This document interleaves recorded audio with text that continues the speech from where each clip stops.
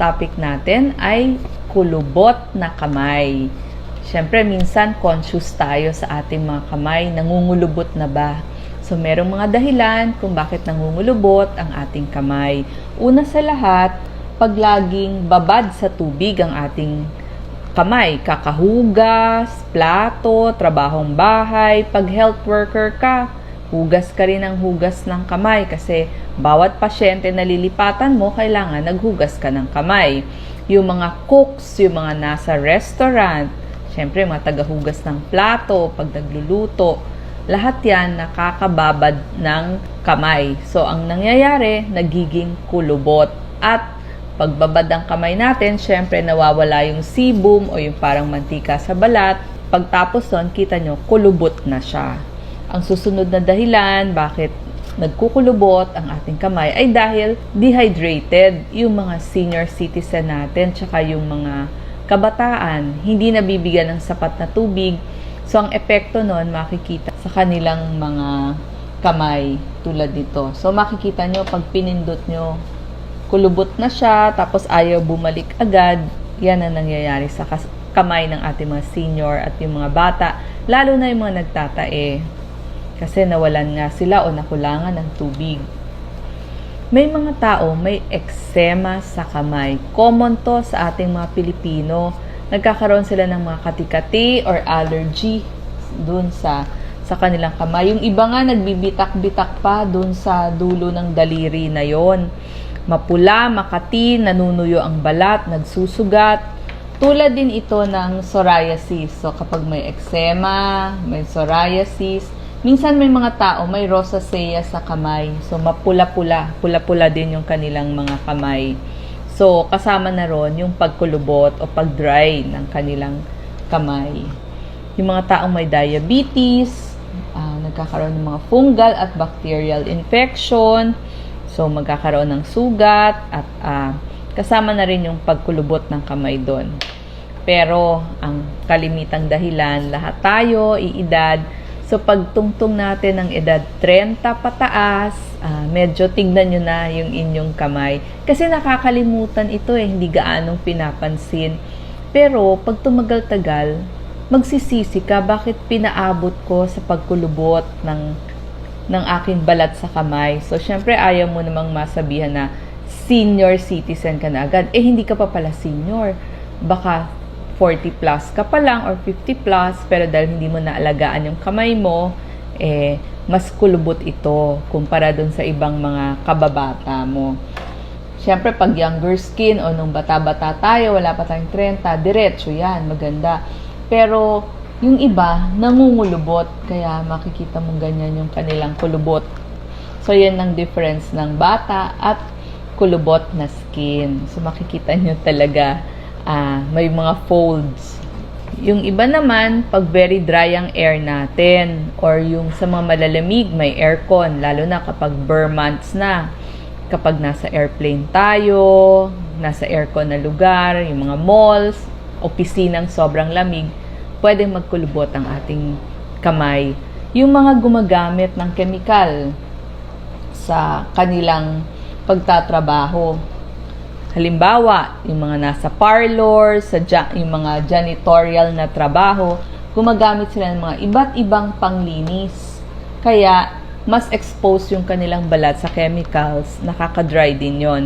Yung mga naglalaba, matapang na bar soap, matapang na detergent, matagal nakababa doon, nakaka-dry o nakakakulubot ng kamay kapag hindi natin inayos. So, magbibigay ako ng mga tips para gumanda ang ating kamay at hindi tumanda agad.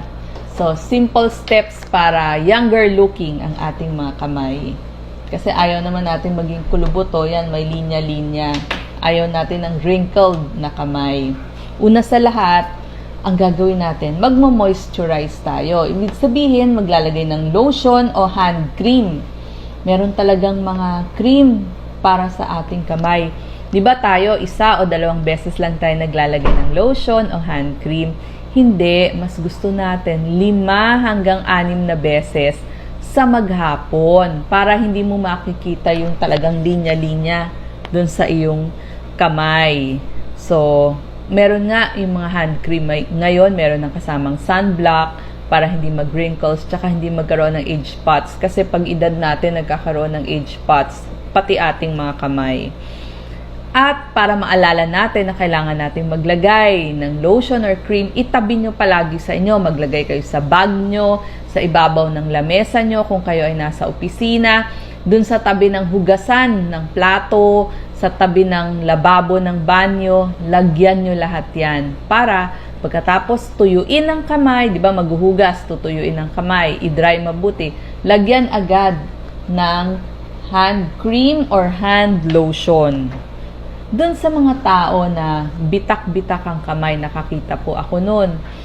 Kasi may form of eczema or allergy sila, talagang bitak-bitak doon sa dulo.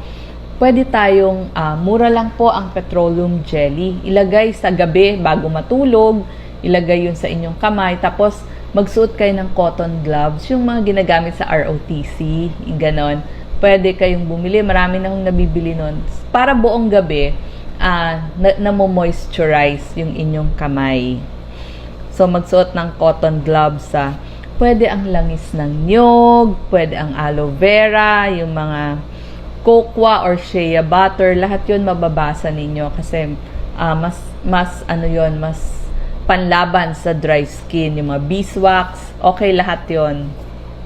Ngayon, kung gagamit tayo ng sabon, kung pwede, mild soap lang. Kasi sabi ko nga, detergent tsaka bar soap, matapang sa kamay o sa kutis. Kapag magtatrabaho din tayo, yan, yung mga tayo, di ba, talagang produkto natin, langis ng niyog, pwede ho yan.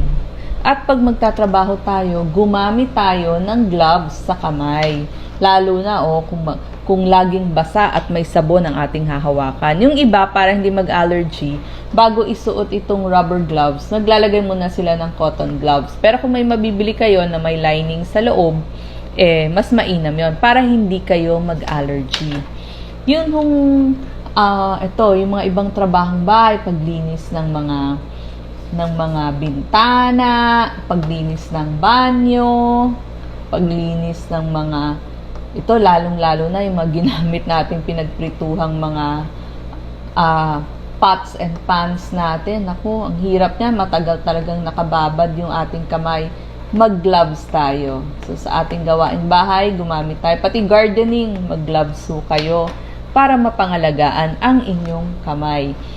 Merong mga nabibili na pang-exfoliate. Kasi pag nag-exfoliate tayo, mga 3 times to 4 times a week, matatanggal yung dead cells dun sa ibabaw, papalit yung baby cells na tinatawag o baby skin. So, makakakinis din yan. Merong mga ready-made, pero kung hindi kayo makabili, pwede na ho yung ginagamit ninyong olive oil na pangluto.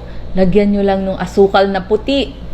Pagsamahin nyo, yun ang pang-exfoliate nyo dun sa inyong kamay. Makita nyo, magandang magiging resulta. At syempre, kung gagamit kayo ng tubig sa gripo, wag ho yung mainit. Yun kasi yung nakaka-dry ng balat. So, doon sa mga mahilig gumamit ng hot water, wag po.